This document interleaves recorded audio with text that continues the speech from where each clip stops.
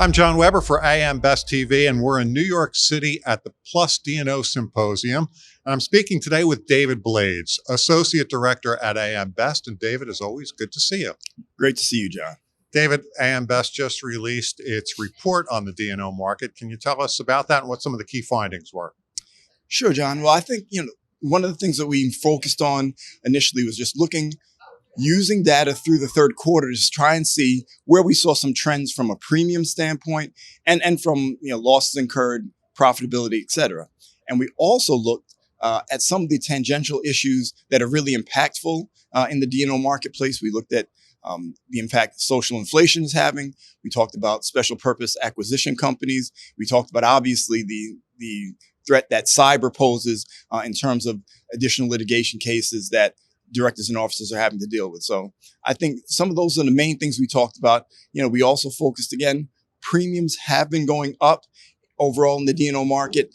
Part of that is driven by very aggressive rate and pricing increases from D&O carriers, basically trying to catch up a little bit to loss costs and the trends that loss costs have been going at very aggressively over the last several years. And again, D&O insurers trying to attack it from that aspect, and also trying to impart underwriting changes that have really helped them get their arms around some of the issues that they've seen from a standpoint in terms of the losses that they've been incurring. So I think, again, we talked about those issues. Social inflation is still playing a major part in terms of what you're seeing, the loss trends, the increasing loss cost trends that you're seeing in the marketplace. And we don't think that's going anywhere right now. Again, that's a sort of multi-pronged issue that's, again, still seems like it's gaining steam. Again, and like I said, we talked about some other issues as well, but it's a very dynamic marketplace. And it's something that, like I said, I'm glad to be here at the symposium because we're getting a chance to talk about all those different issues from the experts that are really involved on a day-to-day basis, the brokers and the insurers, working towards bringing those solutions to the ultimate policyholder. You mentioned cyber. Should we be surprised at the continued growth in cyber exposure? No, not from the standpoint of what directors and officers are having to deal with, right?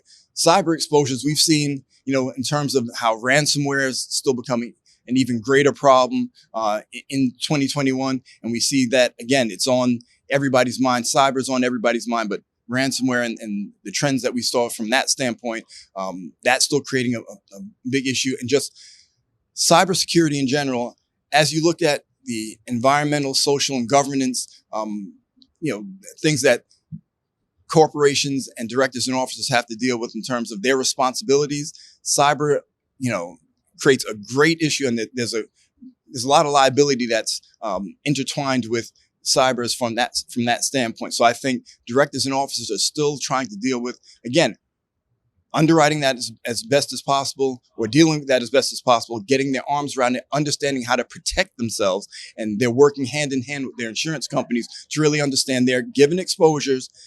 Again, understand the level of protection that they have to provide, and just trying to understand, how best they can, curtail or control their cyber exposures. And like I said, go forward from that standpoint.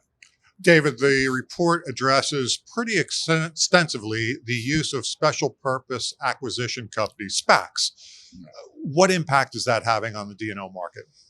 Well, I think, it's a funny thing. Special purpose acquisition companies have been around for a long time, but it seems like in the last few years, they've been a vehicle that's been used to access the IPO markets, another, aspect of trying to get the IPO market to get funds.